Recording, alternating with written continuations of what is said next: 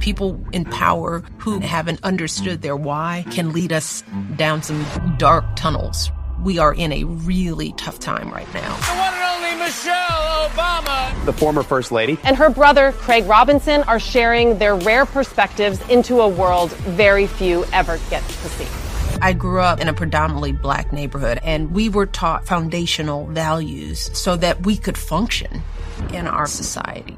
But growing up, I was just checking boxes. And then I met Barack Obama. He showed up in my life as the opposite of a box checker. You rejected him at first, right? Yeah. I was even trying to introduce him to some of my friends. He said, well, why don't we go out? And what did you think of him? Honestly, I was like, he may last 2 months. I remember my mom saying, well, at least he's tall. But the next thing, we were on our way to building our lives together. And my initial reaction was, don't do this. There'd be death threats. How do you raise kids in the White House? How would we afford it? Did you ask for any promises if he were to win?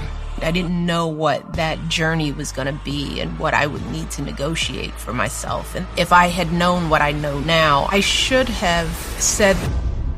Michelle, I was watching the coverage of your decision to not go to Trump's inauguration. What was the thinking behind that? The truth is that... I find it incredibly fascinating that when we look at the back end of Spotify and Apple and our audio channels, the majority of people that watch this podcast haven't yet hit the follow button or the subscribe button, wherever you're listening to this. I would like to make a deal with you. If you could do me a huge favor and hit that subscribe button, I will work tirelessly from now until forever to make the show better and better and better and better. I can't tell you how much it helps when you hit that subscribe button. The show gets bigger, which means we can expand the production, bring in all the guests you want to see, and continue to doing this thing we love. If you could do me that small favor and hit the follow button wherever you're listening to this, that would mean the world to me. That is the only favor I will ever ask you. Thank you so much for your time.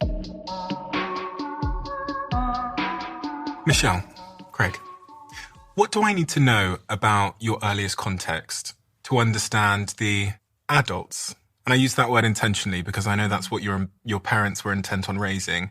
The adults that are in front of me today.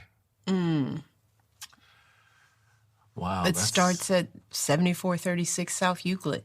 The hub of it all. That was the home that we grew up in on the south side of Chicago. And it was a teeny tiny house. We lived above our Aunt Robbie. It was a single family home, a bungalow on the south side of Chicago. And our Aunt Robbie was married to her husband, Terry, and they owned the home. And they had a little bitty, almost 1-bedroom, 2-bedroom apartment over the home. So it was a 2-family home. We were surrounded by extended family, that community of people that probably because people didn't have a lot of resources, people lived with each other. You shared spaces, you lived next to one another. And we lived with our great aunt because it helped our parents save some money and get us in a better neighborhood, because my father was a city worker. He was a working class guy, didn't have a college education. And working for the city was a really stable job because it gave you benefits and some stability. And my mom wanted to stay home and raise kids. So in order to save that kind of money, we banded together and lived with our Aunt Robbie. And all of the adventures and the lessons learned, when I think about my foundational values, that house really, and all the experiences and conversations, the beginning of my kitchen table happened on 74th and Euclid. And I talk about it because you think it was a palace, but this was a little home. We shared a bedroom most of our lives because there just wasn't room for us to each have our own room. And we shared the space, 1 bathroom. There was no dining room. There was just a kitchen. And the way it was set up, how it was supposed to be used, it was a 1-bedroom apartment. And the living room was the room that we shared as a bedroom. And the 1 bedroom it had was where my mom and dad lived. And the whole thing could have been 700 square feet. Yeah.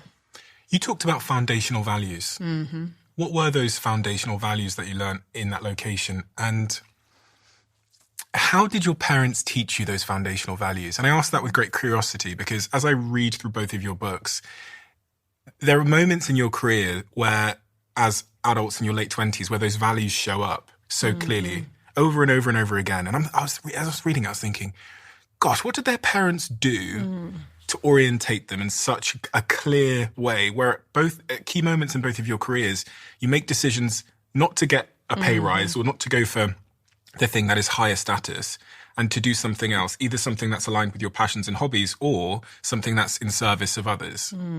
So what were those values and how did your parents instill those in you?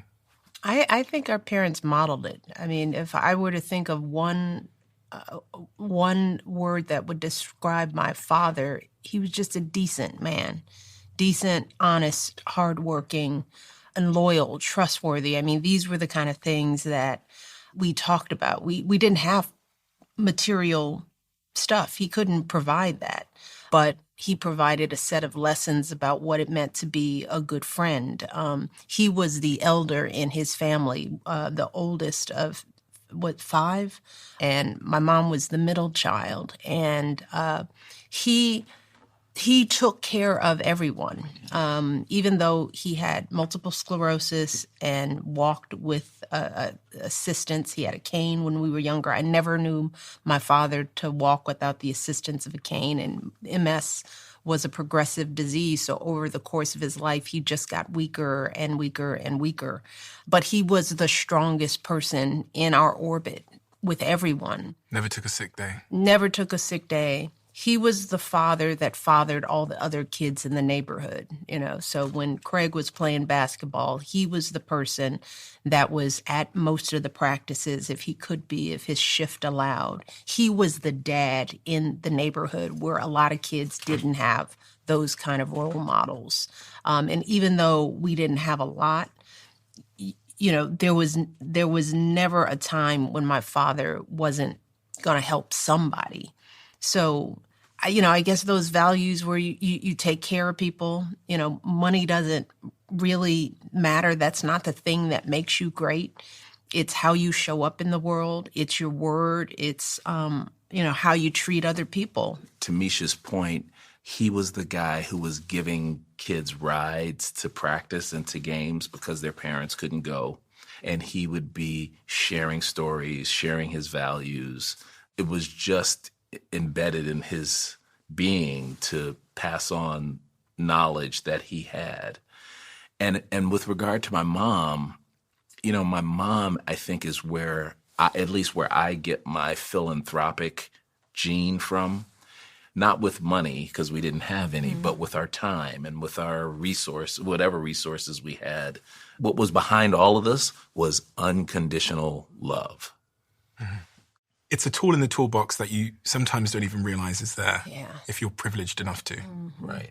Mm-hmm. Because it's that tectonic plate that sits underneath you that you never can really see, but gives you a certain sense of, I guess, risk and go get it. Well, and knowing that, it's not just unconditional love, but our parents believed us. They valued our voices. Yeah. I mean, they really liked to hear us talk. They encouraged us to think out loud and to problem solve and to come to us with their problems, but not be the ones that were going to solve it. And this came in very handy when you're a kid in public school because, in public school in South Side of Chicago, teaching was kind of uneven. One year you'd get a teacher that cared and invested in the kids. Another grade, you'd have a teacher that didn't care. And I remember distinctly, I started second grade and I went to a classroom that was completely chaotic. The teacher clearly didn't want to be there. And I knew this in second grade. And there was no order. We didn't have homework. We weren't doing regular lessons. And I knew that something was wrong. And I would come home at lunch and I'd complain about nothing happened today at school, and I don't know what second grade is supposed to be, but I don't feel like I'm getting what I need to get out of second grade. It took a month of coming home and complaining, and my mom was quietly listening, but she wasn't just listening, she was plotting. And it was a month in, she went up to the school, watched herself, and saw that this teacher not only wasn't teaching, but it had appeared that she didn't even like kids. So she went to the principal's office and read them the riot act. I don't know what she said or what she did, but 3 of us were pulled out of the class for testing. And I just remember I just didn't have to go into that class. And I spent a couple of weeks taking some specialized tests. We were just doing bubble tests, didn't know what it was. Got the results, and the results proved that I could skip 2nd grade. And it was a lifesaver for me.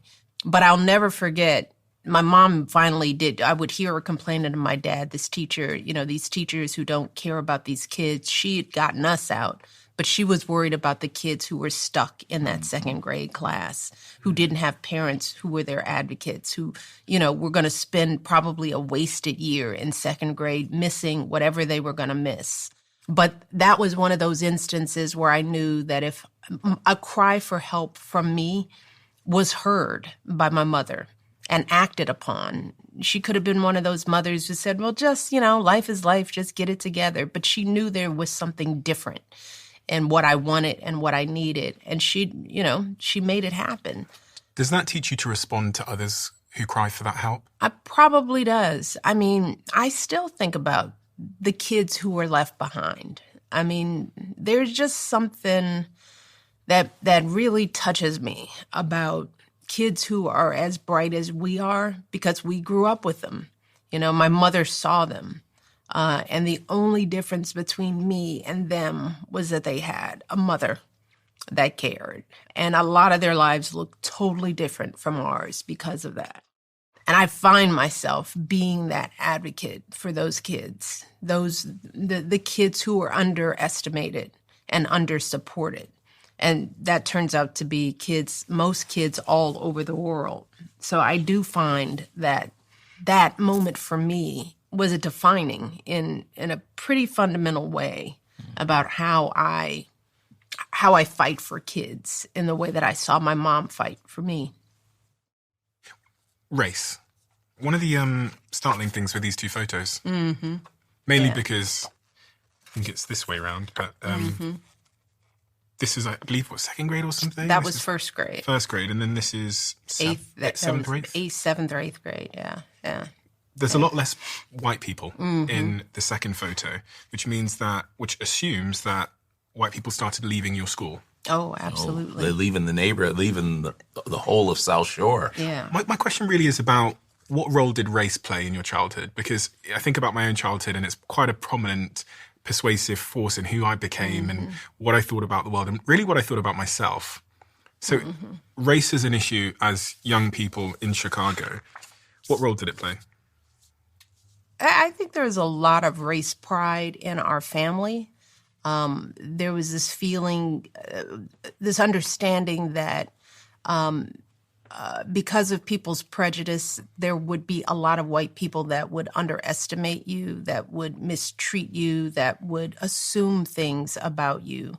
Our family, our entire family on both sides, really smart, talented, gifted people. To have a family that big, but all working class people, right? So we lived among sort of real, regular excellence, I mean, people who were teachers and who were engineers. All of our cousins were people who were expected to do well in school. So we were taught, no one's better, smarter than you.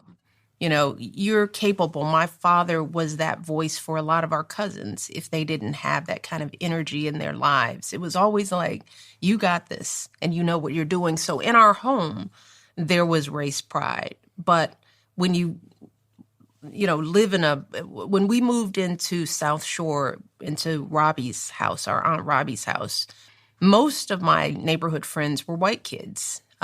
Rachel Dempsey and Susan Yacker and Sophinant Consapant, who was a Korean girl because we lived by a hospital and her mother was a nurse. So it was a very mixed, the stewards who were they were a black family but could pass for white. I mean, it was just sort of some of everyone in the neighborhood. Miss Mason, who was the little old white lady across the street, and our neighbors were the Mendozas, the Mexicans. It was sort of everywhere, all around us. And everyone got along.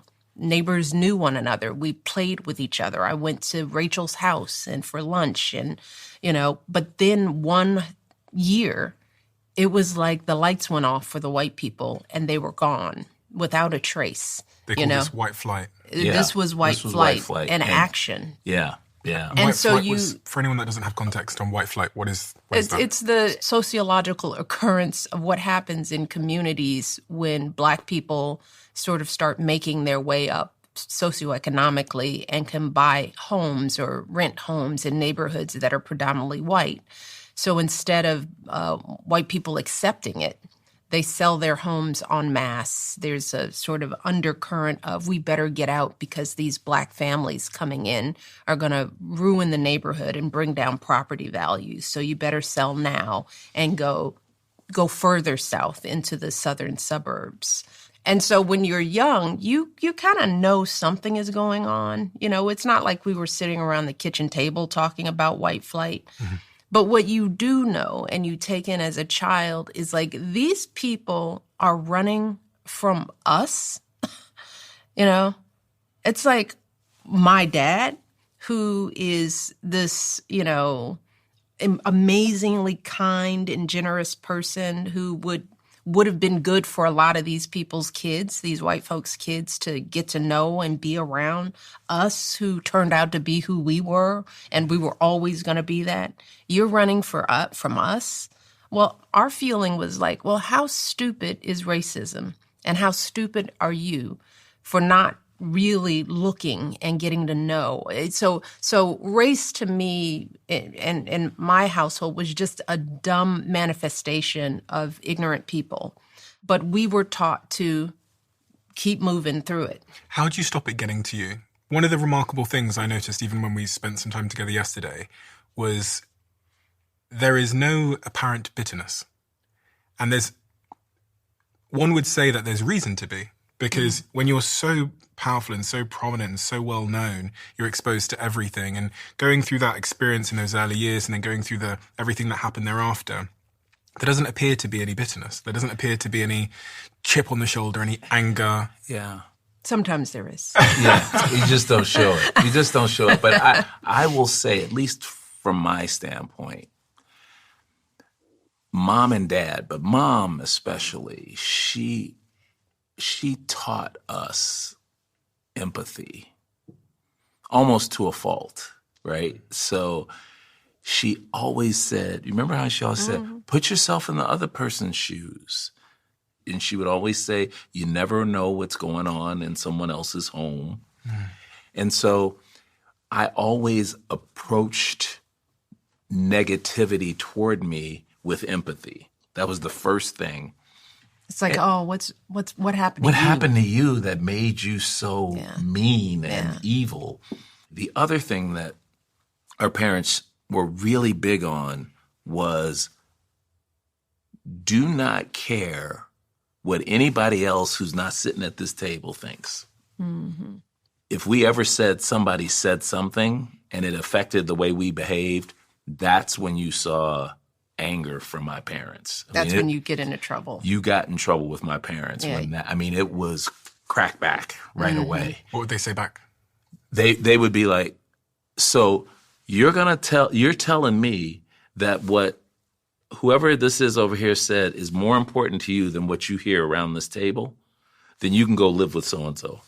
I mean, if our admonitions in our house were always conversations. Yeah. It was discussions. And you knew when your parents were disappointed. You knew when you had struck a nerve. And it was never about, just making a mistake or, it was about thinking in a way that felt oppressive, internally oppressive. They didn't like that kind of thinking in us. They wanted us to feel our own power. They never wanted us to surrender the way we thought about ourselves to the rest of the world, because they probably understood that they couldn't trust the way the rest of the world would treat us, right? So you can't. They knew that we couldn't be so locked into what the world would say, because the world was grounded in racism. Yeah. And that, a little black boy, more so, even my brother, they were probably more concerned with him because he was going to encounter it every day as he got taller and bigger and smarter, because all of the men in our lives had experienced someone trying to knock them down a peg or two. I think our parents understood that that was waiting for both of us, and it was waiting for my brother in particular. So they wanted to arm him with enough self-esteem to fill him up at the table where he was safe, to give him the tools to just embed in him a level of empathy so that he wouldn't become angry, because anger for a young black boy was dangerous. Yeah. So there was a real clever way of allowing us to have these conversations, but filling us up with empathy so that we could function in a racist society. Being underestimated. It's a word that I saw throughout your book, and it's a word you mentioned a second ago. You knew you were going into an underestimated world, if I can call it that, a world that was going to underestimate you because of your race and things like that. But it's so clear to me that you had your shoulders back regardless. And I spoke to Valerie. Do you know Valerie? Yeah. Of course you know Valerie. You worked with Valerie for many decades. And she was a sort of an early mental figure in your life, Michelle. Yeah, she was. And she actually wrote me a letter about you. She describes that she's never met someone in her life that was so clear on what they wanted to achieve in the world in terms of the social good and the impact they wanted to have, but was so unbelievably confident and high conviction. And when I think about when you went to Harvard and studied law, there was, 30% of the people attending were women, and then a tinier percentage were black women. And you were aware, again, of being underestimated, but again, shoulders back, it seemed. Where does that come from in you?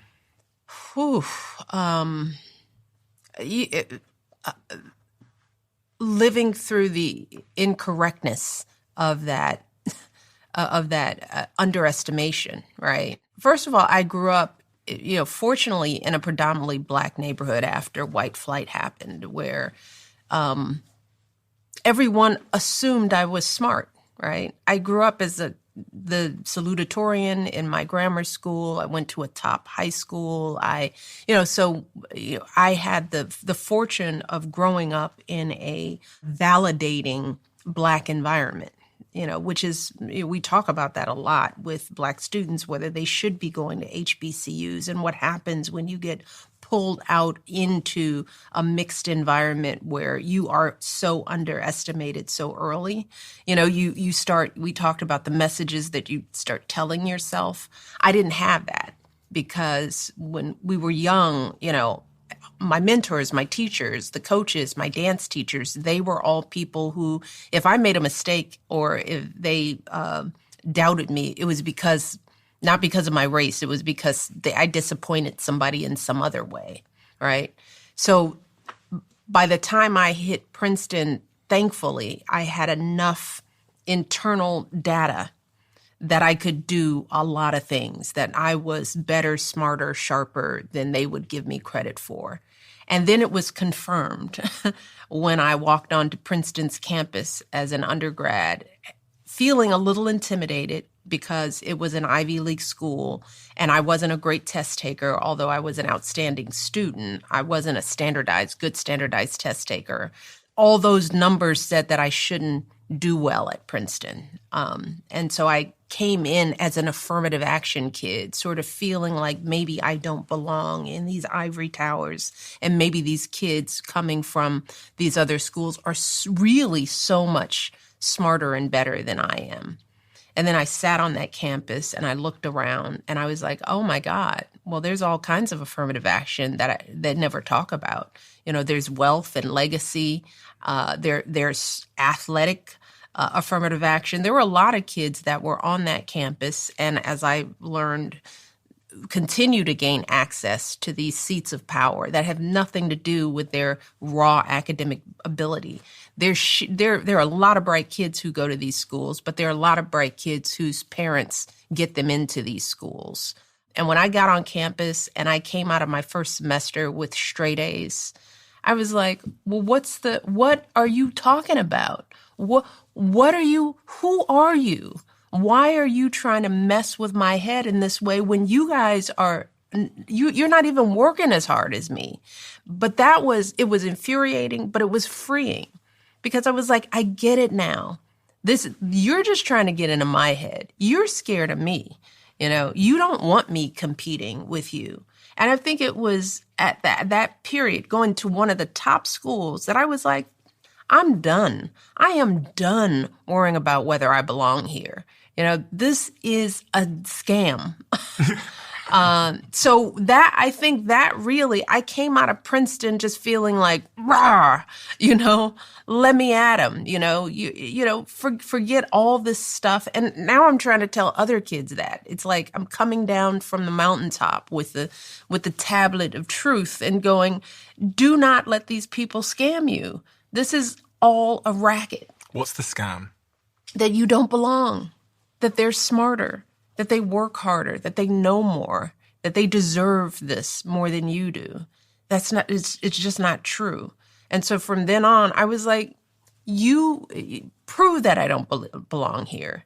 I'm going to sit at these tables and I am going to run it from now on. Why am I listening to you? Why don't you listen to me? I think that experience for me was freeing in an odd kind of way. And a lot of kids don't get access. They're just blocked out, and it's sort of like they're told, don't look behind the curtain because you don't belong. And they want us to think that way. I stopped thinking that way a long time ago.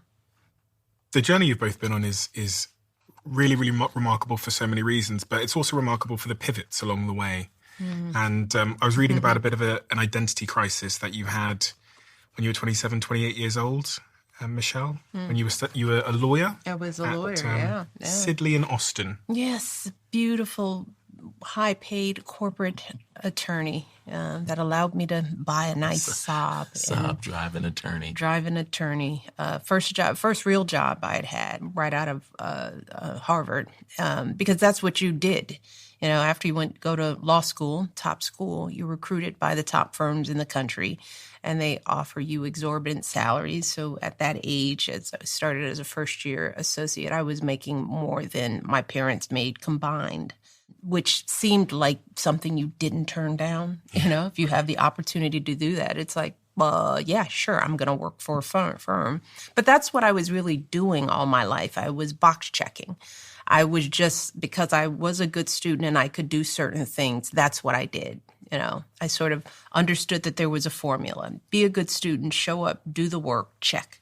Got that. Get good grades, go to a competitive high school, went to a magnet high school, was this class treasurer, top of the class, check, got it. Because I can do this.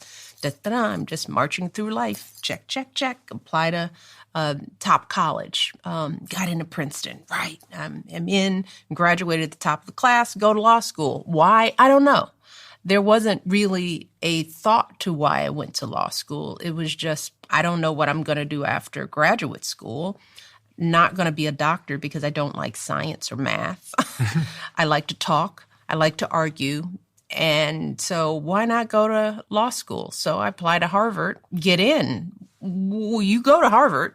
That was my thought process. There wasn't purpose. There wasn't, what do I care about? I didn't know what being a corporate lawyer meant. I was just checking boxes until I became a lawyer. And a lot of stuff happened in that year besides me just joining Sidley and Austin. In that period of time, we lost our father. He died very suddenly. One of my best friends from college, Suzanne, died of lymphoma, and it was sudden. She was diagnosed in December, and she died in May. Really the first time in my life where people that weren't expected to die died. We had lost grandparents and great-grandparents, and And I was really having kind of an existential crisis sitting on the 47th floor of in my beautiful office with a secretary and a sob in the garage, thinking, why me? Why am I here rather than Suzanne? Because that friend was also the dreamer, the person who wasn't box checking. She went to Princeton, but she traveled the world. She didn't go to business school right away. And I always thought, you got to get your life together. You got to be on a path. Mm-hmm. And I thought, thank God she didn't do that, because she didn't know she was going to die. But instead of sitting in some office building, she was living life and trying on new things. And I realized I hadn't done that for myself. All I was doing was following a game plan. I wasn't trying to figure out my purpose. And at the same time, I met Barack Obama. He showed up in my life as the opposite of a box checker, but somebody I describe in my book as an ultimate swerver. He did nothing by the book, but he was brilliant and interesting. You know, he didn't go to law school right away. He worked as a community organizer. He lived in different parts of the world. He was really trying to unpack life in a way that people in my generation weren't trying to do. You were just, you know, I was with the black bourgeois, right? And people were buying their homes and getting their cars together and trying to make partner at a firm. There was a very finite path. And I hadn't explored anything else but that. And I thought, I have to do something more before I settle on this. And I think Barack helped give me the courage. You know, he was the person in my ear that said, why would you want to just stop here and settle on this career when there's so much out there that you haven't tried, right? You can do this. And I was like, but I'm loaded down with debt. And right around that time, we knew we were going to be together. We knew we were going to be engaged. And he was like, we'll figure that out. He was like, don't settle on becoming a partner at a law firm because of money. You know, it's like, you need to see the world in a different way, and we'll figure this out together.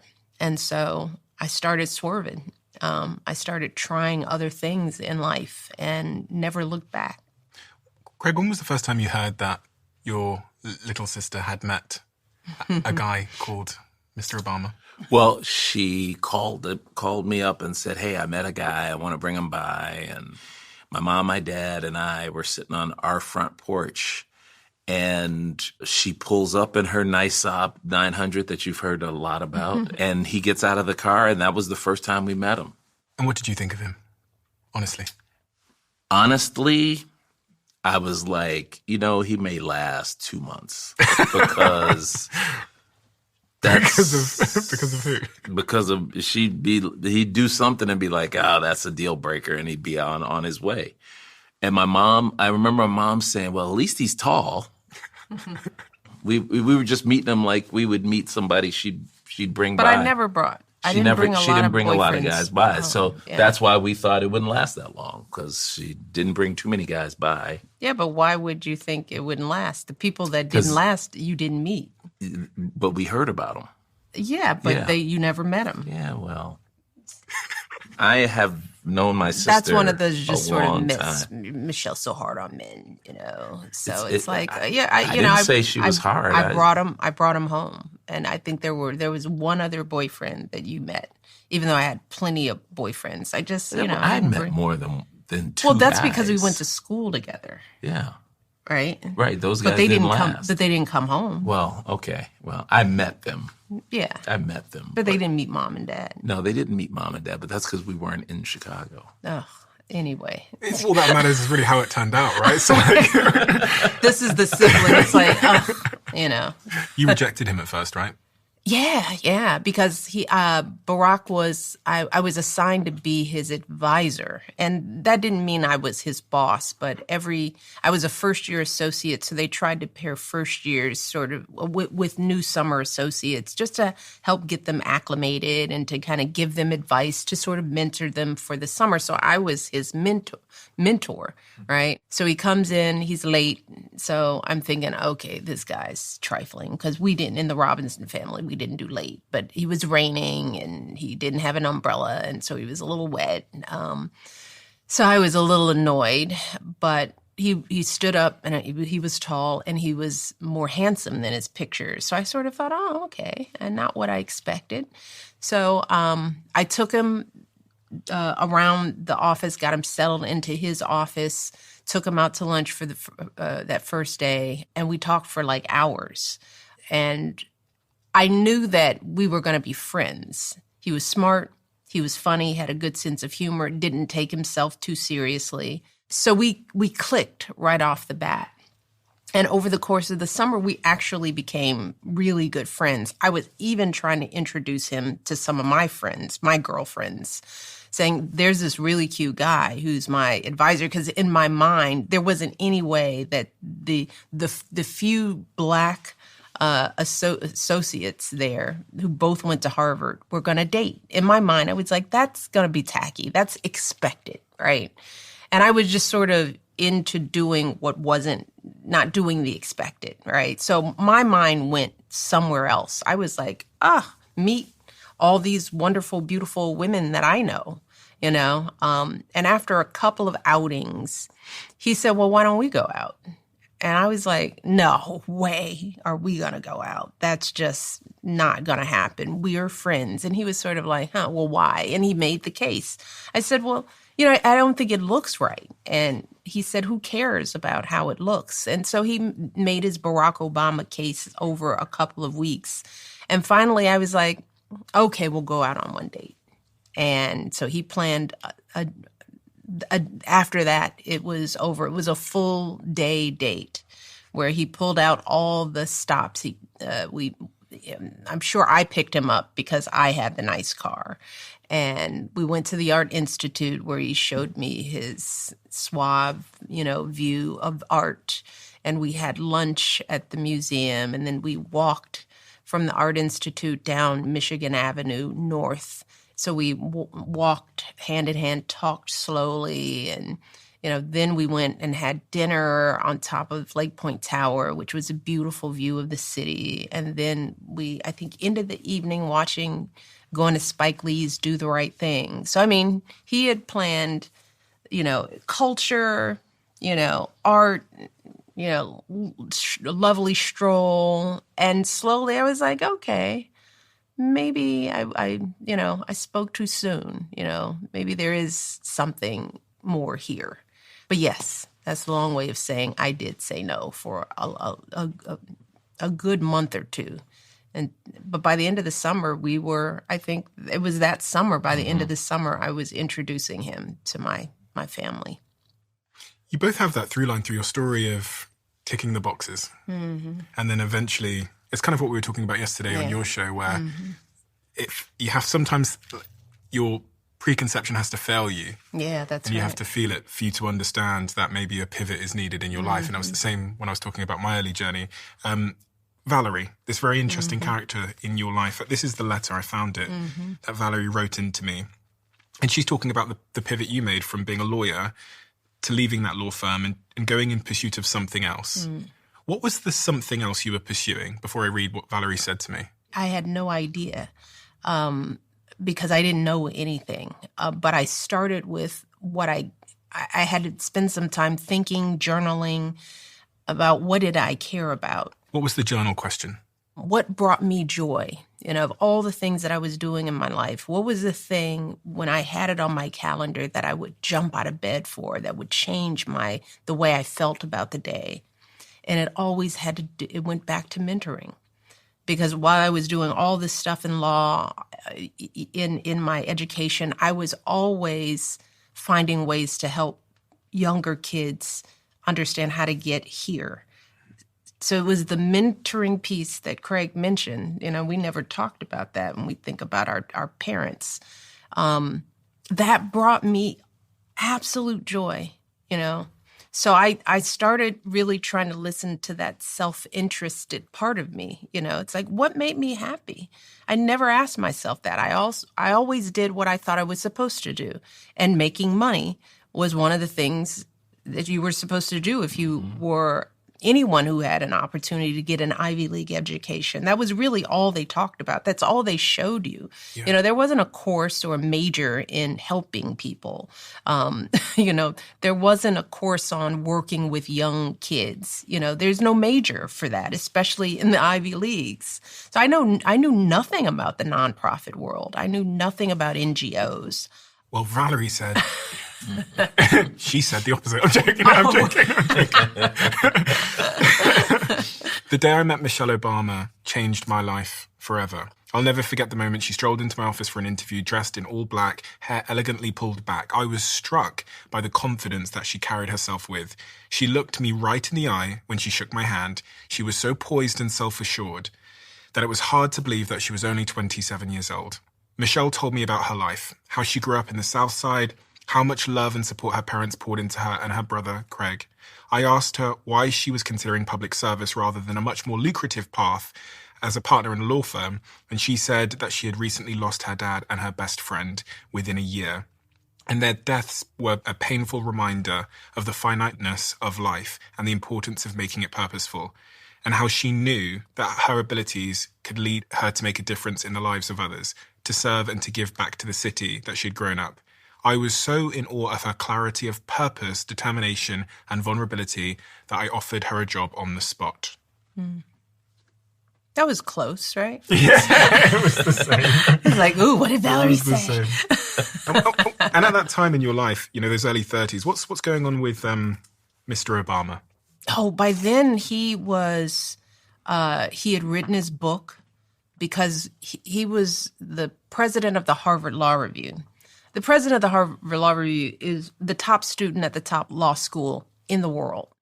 So, and he was the first Black student to be elected president of the Harvard Law Review. And that garnered a lot of attention for him. We were dating at the time. And so he got a book contract to write his story, Dreams from My Father, which I thought was, who writes a book at your age, right? You know, but he was like, yeah, I might as well tell my story. And, you know, and it was money, right? He got in advance and we were engaged. So he was working on that project, but he was still trying to figure out what he was going to do. And when you're the president of the Harvard Law Review, basically the world of law is open to you. The normal path is that you clerk for an appellate judge for a year or two, and then you go on to clerk for the Supreme Court. Then, you know, you go on to do appellate work. You have offers from every law firm. You are in demand, or you can do policy or whatever. That was the normal path. I was like, so are you going to clerk? He was like, why would I clerk? So he didn't work at any of the big firms. He went to a very small firm that was doing public interest work. So he wasn't making a lot of money. He was doing what I was doing. He was going the opposite direction of all the things that were supposed to make us money. But he was like, money isn't why I'm doing this. I'm trying to figure out how I can best use my skills to impact the most people. So he was doing 50 million jobs. And we were cobbling together our payments for our student loans at the time, which were more than our mortgage. We had bought a condominium. We were on our way to building our lives together, but we were in deep debt. So while we were both pursuing our deep love of being in the community, our incomes were going in the opposite direction of where they were supposed to go. But we were in this together. You know, politics hadn't really come into the fold yet. It wasn't a part of the conversation. But we were both kind of on these parallel paths, kind of figuring out how do we take all these skills and all this energy and help people. I was working in the city. He was working everywhere else and writing a book. And we were just kind of, you know, we were sort of plotting ahead. Business takes me all over the world, and I travel about 50 weeks a year. And up until recently, one of the challenges I continued to face was staying connected as soon as I landed somewhere new. The reality is, I don't have time to wait around and sort out SIM cards while I'm on the go. So a few months ago, I tried something called Airlo for the first time, and they are now a sponsor of today's episode. Airlo is the world's first eSIM store. It's entirely digital, no SIM cards are needed at all, and you can keep the same phone number you have now. It means that you can get reliable data in over 200 destinations with instant access to a digital eSIM card with a click of a button. When you buy your first Airlo eSIM, you can get $3 off by using code DOAC3. For me, being able to land, switch on my phone and get back to work is game-changing, and Airlo makes this possible. Install Airlo today to get $3 off your first eSIM with code DOAC3 at checkout. That's DOAC3 when you download the Airlo app. I guess I'm seeking advice from both of you on love and romance and relationships, because I'm in my early 30s now. And when I looked at both of your stories of love in your 30s, it's not a straight line. Oh, no. No. It's not a straight line, to say the least.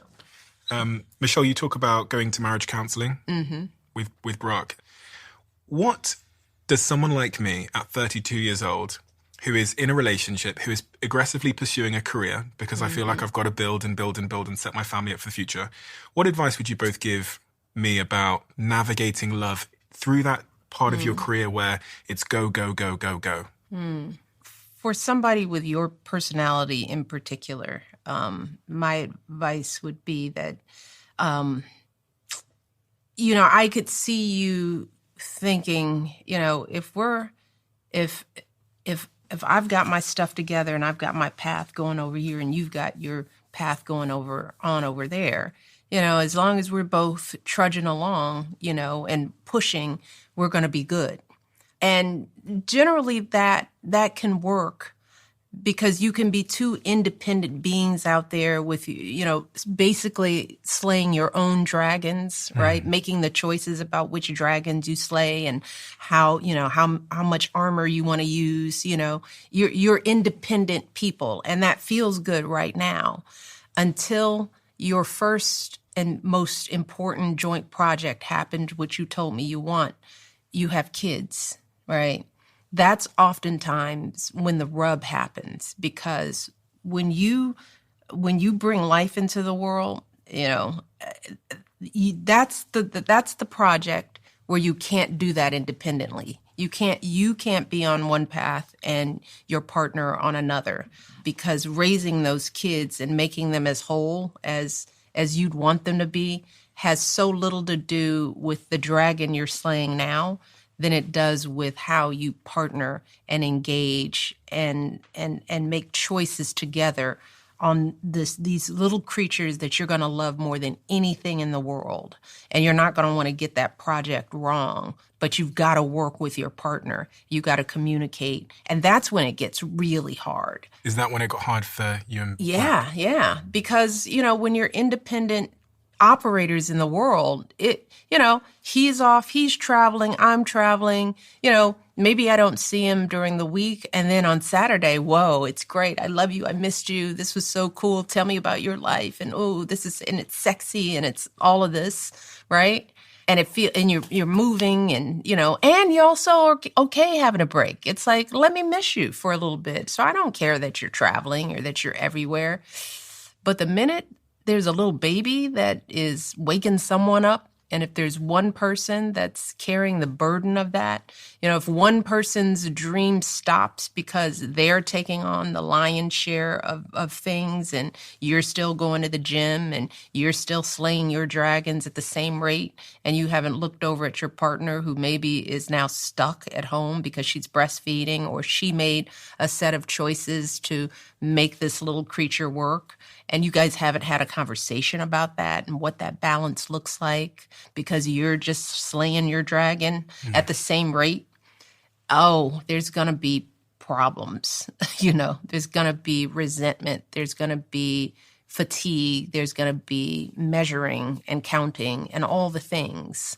So I think it's just important to communicate now, to start doing the work of making sure that you guys are defining your one life together, that you're deciding together now what dragons are going to be slain and who gets to do what when, and what does that feel like? Are you going to be working all the time? Are you going to be traveling all the time on the road? Is she coming with you? How does she feel about that? Did you have that conversation? No, we you did didn't not have that conversation. No, because I didn't know that was the thing that you had to worry about. Because when you're in the midst of it, when you're in the midst of pursuing your own independent journeys, it's beautiful, right? It is. It's like, I'm independent. He's independent. We get along. And then all of a sudden, someone's legs are cut off from under him, you know? Someone is making a different set of sacrifices that weren't negotiated. Because of children. Because of children, because of life. You had some pregnancy struggles. Yes. And I've spoken to many women on this show who have been through similar pregnancy struggles. And it's something that it's actually a big conversation in my life at the moment, but also just some of my friends in my life around trying to get pregnant and the IVF journey which you went on. Mm-hmm. What do women who are struggling need to understand? And how did you feel when you were contemplating the IVF journey and when you started to have struggles conceiving without IVF? No, it's the thing, because we don't talk about our bodies and women's health, and there's just not a lot of conversation about marriage or pregnancy or any of this. Our parents don't talk about it. Their parents before them don't talk about it, right? So you imagine your life as you're checking boxes. I'm waiting. I've delayed having kids. I found the love of my life, and now I'm going to get pregnant. And no one tells you that there is really a biological clock. Like, that's not false. We have partner in podcasts, Dr. Sharon Malone, who wrote a book, Grown Woman Talk, where she's sort of ripping the curtain off of women's health questions. And in a conversation with her, she reminded us that women, we are born with a finite set of eggs, and we don't get any more. And every month we're losing them. And so there is a period of time, usually, and it's different for everyone, usually in your 30s, where you go from fertile to not. And it's like falling off of a cliff. And I'm like, why didn't anybody tell me this? I know. It's crazy. Why weren't people talking about this? So by the time we started really trying, which worked perfectly for our careers and maturing and having everything set, right? Because that's what we're trying to get everything set. Unlike our parents who, had us, we lived in a little bitty apartment, one income. Our generation, we're worrying about, I want everything set. I guarantee you have things way more set than any of our parents had before they started having kids. But we're waiting for everything to be perfect, no friction. We don't want any friction, right? And while we're waiting for our lives to be perfect, that biological clock is ticking. So you start trying and it's not working. That's when you go to the doctor and they tell you, oh, you're running out of eggs. This is normal. I mean, you're going to have trouble getting pregnant. And so try a little bit. And then now it's time for IVF. If you can afford it, which it wasn't covered by insurance at the time. So, it's just a shock to the system. And as people who like learning and like knowledge, you really sort of feel gypped. Yeah. That why is this such a secret? Which is why I talk about it openly. And I talk about miscarriages, because the other thing I learned is most pregnancies, a good percentage of them end in miscarriage. That people have been having miscarriages for years, but not talking about it.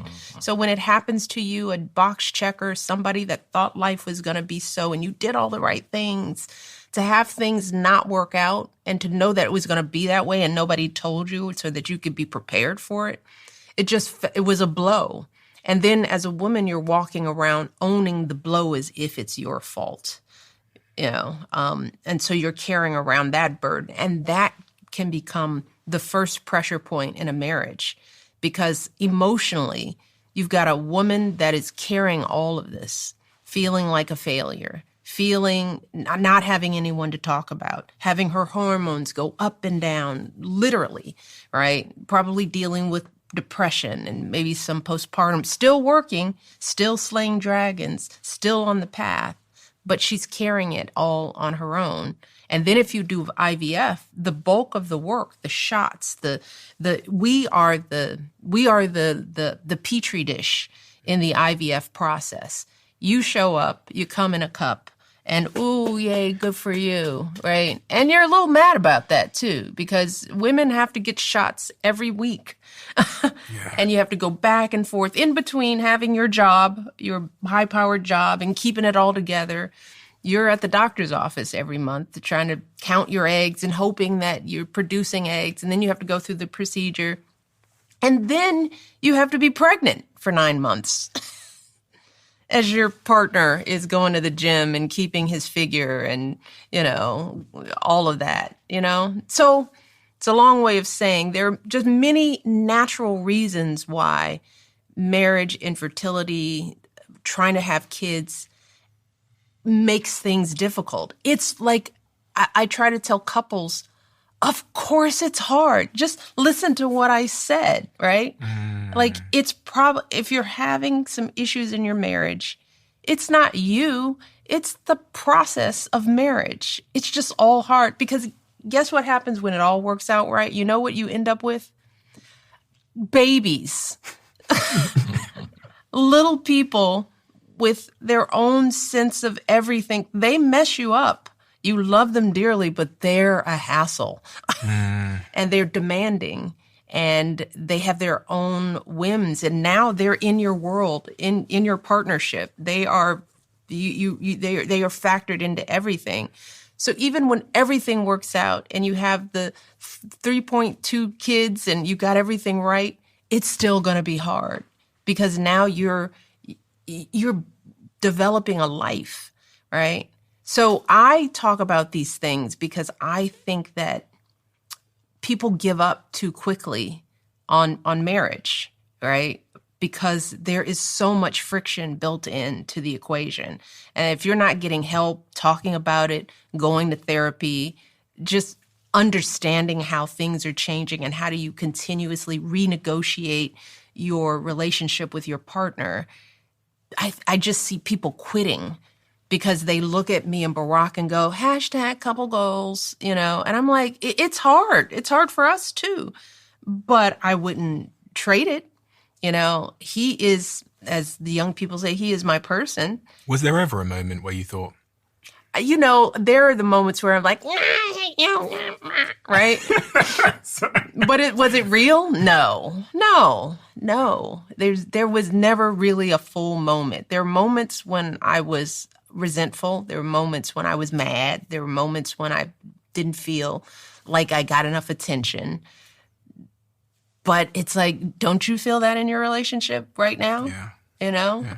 So it's just me understanding, I was mad, but I forgot even why I was mad, right? That's so, it's like, was I really that mad? Oh, did I say that? I'm sorry. I didn't really mean that. So no, in the end, no, we're, and the beauty of my husband and our partnership is that neither one of us was ever really ever going to quit at it because that's not who we are. And I know that about him. He knows that about me, so no. Both of your lives change because of a decision that former President Barack Obama decides to make, which is to run for public office. And that has a profound impact on both of your lives because it's the most powerful job in the world. You become the most famous family in the world. When he said that he was going to do that, did you believe that he was capable of it? That was the problem. Is like, I knew that in my heart, I knew that he would make a phenomenal president. And as I've written in the light, the truth is that my initial reaction was like, oh no, oh my God, don't do this. It had everything to do with having the foresight of knowing what this would do to our lives. I mean, I was projecting that if you win, which I thought he could and should, he would be somebody that I would want as my president. It was all about, this is going to, our kids are little. We're going to have to move. How do you raise kids in the White House? It's dangerous. It's the first Black potential president. We knew there would be death threats. There were just how would we afford it? Because it's expensive to live in the White House. As many people don't know. I mean, much is not covered. You're paying for every bit of food that you eat. You're not paying for housing and the staff in it, but everything, even travel. If you're not traveling with the president, if your kids are coming on a Bright Star, which is the First Lady's plane, we had to pay for their travel to be on the plane. It is an expensive proposition, and you're running for 2 years and not earning an income. So all of that was in my mind. How would we manage this? So my fears came from the fact that I thought he could win. Because maybe way in the back of my mind, I was hoping that maybe he wouldn't, that this would be the last thing he would do. But I knew he had it in him to make this happen. This one change has transformed how my team and I move, train, and think about our bodies. When Dr. Daniel Lieberman came on the Diary of a CEO, he explained how modern shoes, with their cushioning and support, are making our feet weaker and less capable of doing what nature intended them to do. We've lost the natural strength and mobility in our feet, and this is leading to issues like back pain and knee pain. I'd already purchased a pair of Vivo barefoot shoes, so I showed them to Daniel Lieberman, and he told me that they were exactly the type of shoe that would help me restore natural foot movement and rebuild my strength. But I think it was plantar fasciitis that I had, where suddenly my feet started hurting all the time. And after that, I decided to start strengthening my own foot by using the Vivo barefoots. And research from Liverpool University has backed this up. They've shown that wearing Vivo barefoot shoes for 6 months can increase foot strength by up to 60%. Visit vivobarefoot.com/DOAC and use code DIARY20 from my sponsor for 20% off. A strong body starts with strong feet. This has never been done before. A newsletter that is ran by 100 of the world's top CEOs. All the time people say to me, they say, can you mentor me? Can you get this person to mentor me? How do I find a mentor? So here is what we're going to do. You're going to send me a question, and the most popular question you send me, I'm going to text it to 100 CEOs, some of which are the top CEOs in the world running $100 billion companies. And then I'm going to reply to you via email with how they answered that question. You might say, how do you hold on to a relationship when you're building a startup? What is the most important thing if I've got an idea and don't know where to start? We email it to the CEOs. They email back. We take the 5-6 top best answers. We email it to you. I was nervous because I thought, the marketing might not match the reality, but then I saw what the founders were replying with and their willingness to reply. And I thought, actually, this is really good. And all you've got to do is sign up. Completely free. Did you ask for any commitments or promises if he were to win?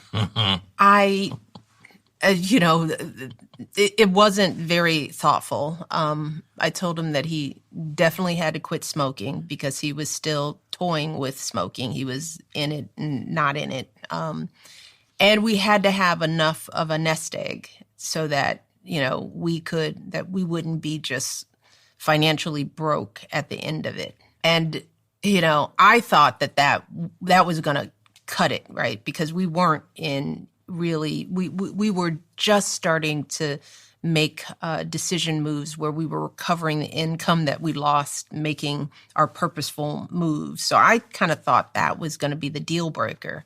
But then he was chosen to give the speech at the Democratic National Convention, and he just blew up. And as a result of that, and maybe I'm getting it out of order, Dreams for My Father went back on the bestsellers list. He wrote Audacity of Hope. So there was all this income that was being generated from his book sales. And he kind of looked at me like, I think we're okay. And I'm like, darn, drats. So I didn't know enough to know what to ask for. I mean, we were flying blind. I didn't know what that journey was going to be and what I would need to negotiate for myself. And that was a bit problematic. It was problematic not to know what I needed. What should you have said?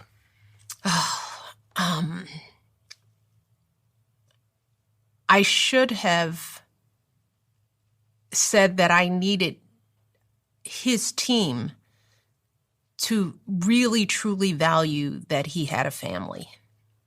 that I shouldn't have just said, well, this is what it takes to get this done. I mean, it was almost like the consultants that sit around. It was almost like this is the way it has to be. And remember, the legacy of presidential office doesn't recognize families. It is not designed, You get in there and it all revolves around the commander-in-chief, who has always been a man. And the whole system of it doesn't really take into account that there's a wife and kids and their needs and the demands on them. So I wound up having to fight for a lot of stuff on my own. So if I had known these things, and maybe Laura Bush knew more than I did because the Bushes had been in the White House, maybe, I think about maybe there's some world where people knew more about this thing than we did to understand the impacts, but there are also generational differences. I was a very different first lady, not terribly different from Hillary Clinton, but it was a different time. Mm-hmm. We had small kids in the White House, and that didn't happen often.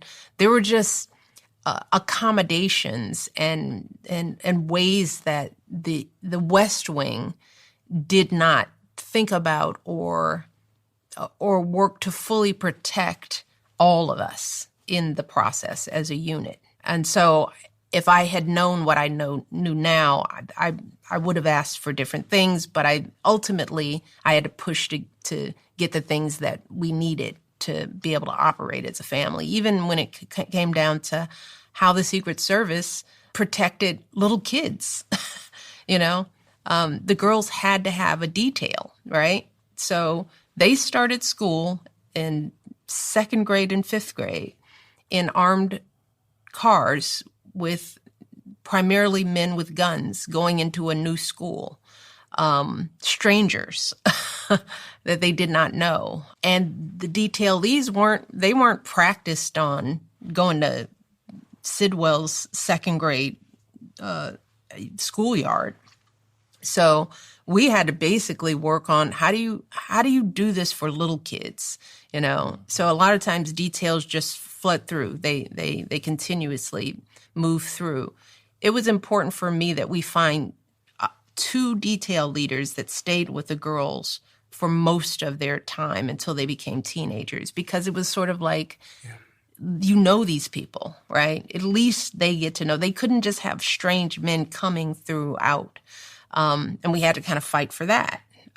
So that's just one example of what living under those things and trying to raise small children, the kind of things that the guys in the West Wing weren't thinking about as they were fixing the financial crisis and dealing with Syria and on and on and on. I was trying to make sure that our kids came out of that process not crazy and whole. Being the first Black First Lady in the White House, the public scrutiny that comes with is a unique type of scrutiny. Mm-hmm. Being the First Lady anyway comes with tremendous scrutiny. Absolutely. Since stepping reluctantly into public life, I've been held up as the most powerful woman in the world and taken down as an angry Black woman. I've wanted to ask my detractors which part of that phrase matters to them the most. Is it angry or Black or woman? I've smiled for photos with people who call my husband horrible names on national television, but still want a framed keepsake for their mantle. I've heard about the swampy parts of the internet that question everything about me, right down to whether I'm a woman or man. A sitting U.S. congressman has made fun of my butt. I've been hurt. I've been furious. But mostly, I've tried to laugh this stuff off. Craig, if that was my little sister, public scrutiny, elevated to the highest office in the land, I'll ask you the question. How did you feel? So let me back up. Because I had been a basketball coach at a big conference, I always had to tell them, don't worry about what people say in the newspaper. I'm doing exactly what I love to do. Mm-hmm. And that doesn't bother me at all. Okay.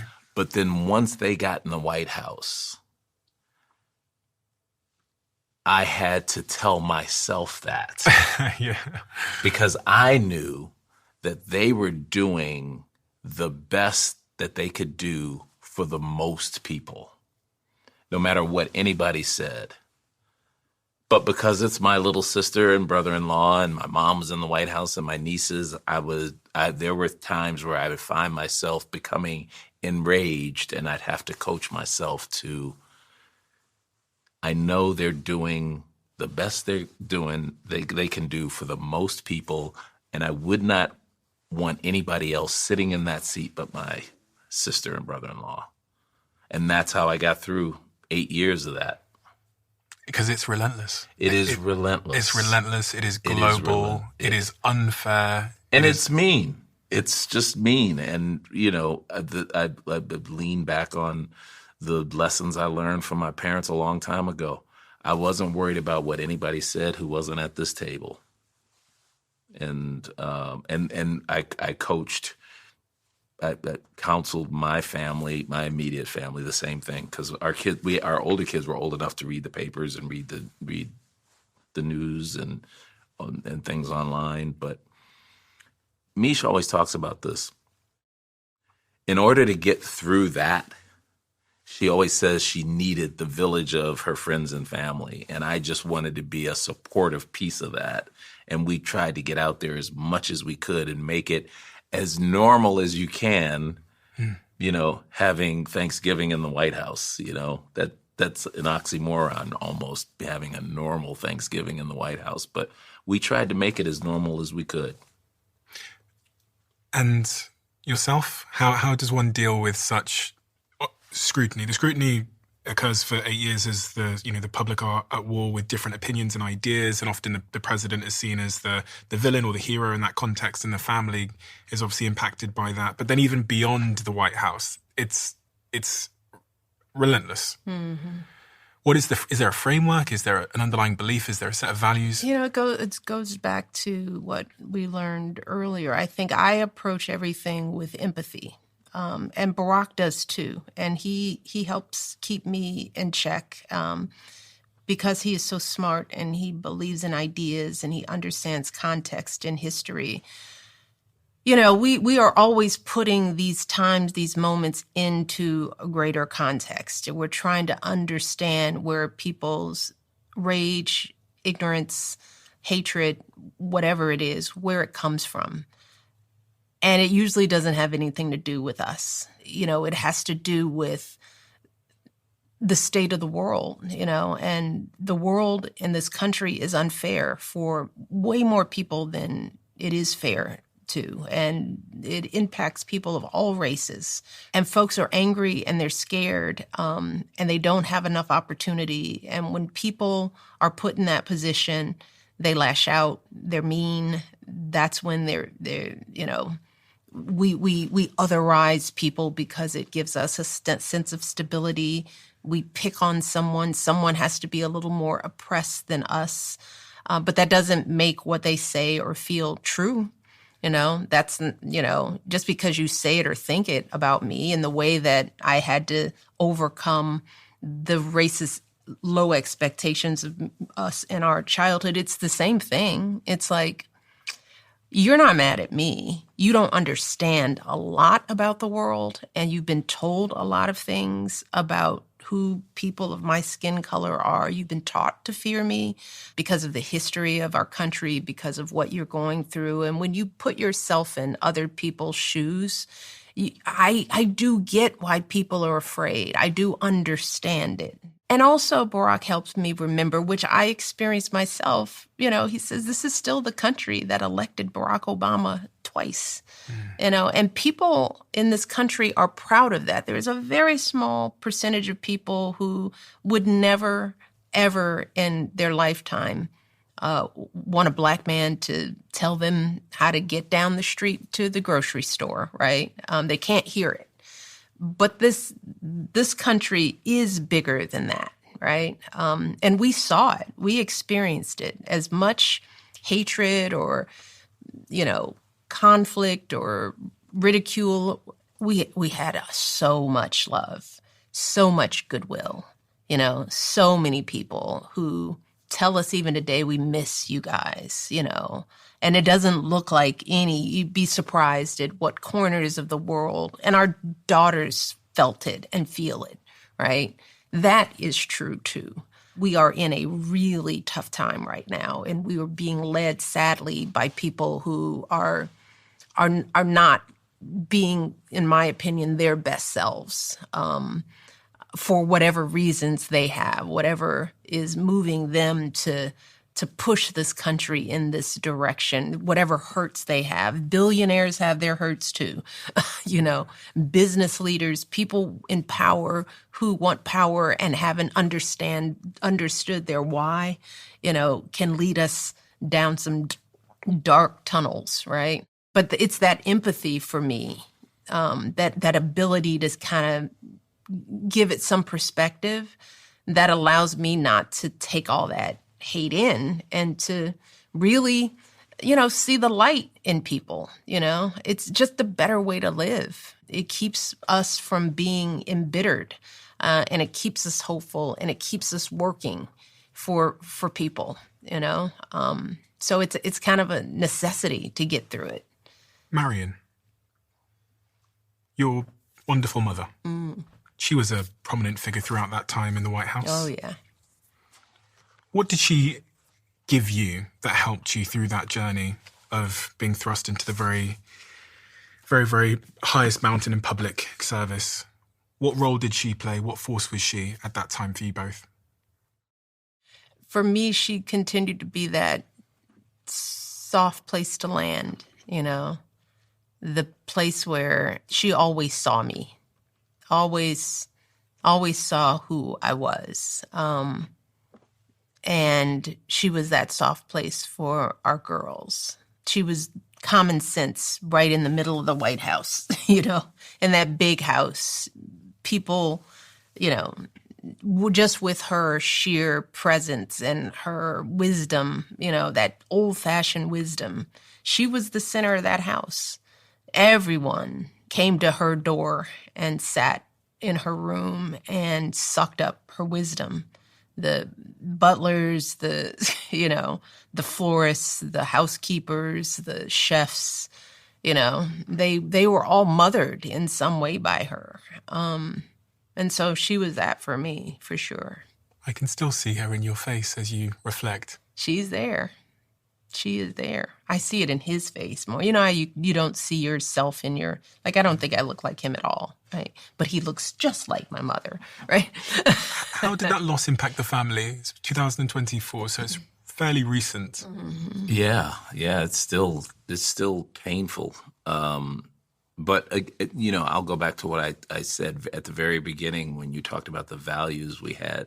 The underlying value was unconditional love. And Misha and I knew that our mom loved us. And even more importantly, she knew we loved her. She knew her grandkids loved her. So while her dying was traumatic and disappointing and sad, I always feel like she knew where we stood, and it was when she was right before she passed away, and we knew she was going to be leaving us, and I said, Misha and Barack are on our way, and she was like, "Oh, that's nice," and she just said that. That was. Yeah. There was nothing left unsaid. Yeah. Yeah. And there's just a peace. Yeah. Yeah. I just miss her. Mm-hmm. Right. But I feel like she knows how we feel about her, and that's always comforting. And speaking of comfort, that's how I felt when she was in the White House for them. Because I didn't have to worry about them when she was there. Have you processed the grief? Have you been able to? I'm sure I have more than he does because he doesn't process stuff. He just keeps working through it. But yeah, I think for me, making choices for me, I feel like now I have permission to do what I want to do. I think part of our podcast is part of that legacy. Because at least for me as a woman, I think at 61, I'm finally owning my wisdom in a way that I don't, I think it takes women until we're about 60 to be like, I think I know a thing or two. But that wisdom comes from her, and she's our last line of elder wisdom. And so now we're up. We're next up. Believe it or not, me and Craig and our family, we're the ones. So IMO, in my opinion, our podcast is sort of that offering back. It's like, all right, let's keep up the mentoring that we were taught. Let's create our table and be a place where people can come for the little bit of advice and conversation in the same way that you're doing, Stephen. It's like when you learn something, the way you hone in on it is that you keep teaching it to other people, right? You said that, right? And so this is sort of helping us continue to, by helping others, which is a thing we both get great joy from, that mentoring, just being able to have this conversation here, and maybe somebody's going to get something from it that I missed when I was their age. That brings us joy. It's like we're here for a reason other than making a bunch of money and, living a nice life or being famous. It's like maybe we can help somebody. Permission. Yeah. I was watching the coverage over your decision to sort of take back some of your control and not go to Trump's inauguration. Is that one of those key moments in your life where you did take back control? Absolutely. Absolutely. What was the thinking behind that decision? What do I want to do in this moment? As a person who has been box checking her whole life, doing the right thing, trying to always be an example, always going high. I think now I earned a little bit about, how do I feel? Do I want to up in my life and take this trip and leave my peace and my children for this? I didn't have to. That was my choice, and I would have never made that choice. I would have always done what I thought was the right thing to do for other people, to set an example. And I think I just told myself, I think I've done enough of that. And if I haven't, then I never will. It'll never be enough. So let me start now. This is the perfect time to start. So yeah. Obviously, off the back of that, people start to swirl rumors that there's an issue with you and Brock and there's a divorce coming. You can say it yourself, but I don't think that needs to be addressed. What I will say, me now well enough, Stephen, is if I were having problems with my husband, everybody would know about it. I'd be like, and let me tell you, and he would know it, and everybody would know it. I'm not a martyr. I'm not, and I would be problem solving in public and be like, let me tell you what he did. Listen, We've got a podcast now as well, so we would. Wait, but if they were having a problem, I'd be doing a podcast with him. Your podcast is incredible, and I highly recommend everybody goes and checks it out. I'm going to link it below on the screen. I was fortunate enough to be invited on it yesterday, and we had a wonderful conversation. We sure did. IMO, in my opinion, it's a reflection of this kind of conversation. It's human. It's a discovery of life. You're bringing people on there that have wisdom to share, but you're passing through that to understand the world that we're all living in and the struggles that we're all contending with. So it's a wonderful, wonderful space on the internet. I highly recommend my viewers go and check it out on Spotify, on YouTube, wherever you get your podcasts. It's a must listen, in my opinion, because it's so rare that we get an insight and a window into the family, but also just the human story of everything that you've both been through in your lives as a really successful coach, as a stockbroker, as the first lady, as a mother, and then everything you're going to do thereafter. you're helping me navigate the world, and you help other people navigate the world, because not everybody has that foundation. Not everybody has the parents at home. Not everybody has, especially in Black communities, not everybody has the mentors, and you're vicariously mentoring the world through that show. So please do continue. It's a wonderful thing to get to podcast. And I was so happy to hear when you joined the industry. We have a closing tradition. Yes. And the closing tradition on this podcast is that the last guest leaves a question for the next guest, not knowing who they're leaving it for. Okay. So the question that's been left for you both is, if there is one person in your life that you have been afraid of putting up a boundary with, but know you need to, who would it be? Now, you don't have to name them, but I guess this question is just about boundaries. Yeah. The inauguration might have been the answer. Yeah, I think I've kind of done that. Yeah. Yeah, but at this age, we got our boundaries well set. I think because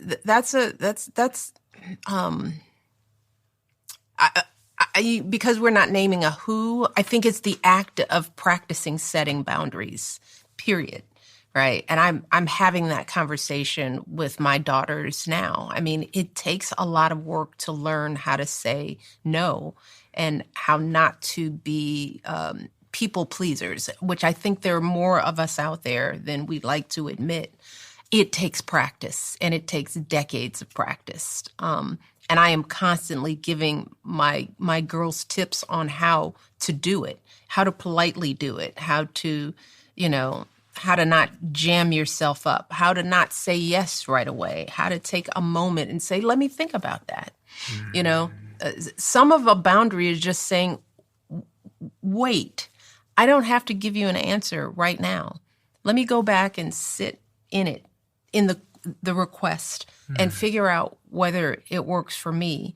And so many of us as pleasers, we're trying to give people an answer right away. And it's hard to look someone in the face and say no. So I think it takes practice, even practice in the wording of it.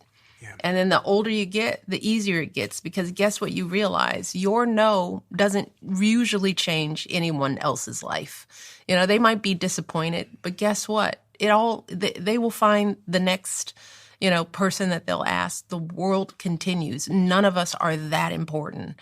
And people can deal with a little disappointment every now and then. And with that, I thank you both.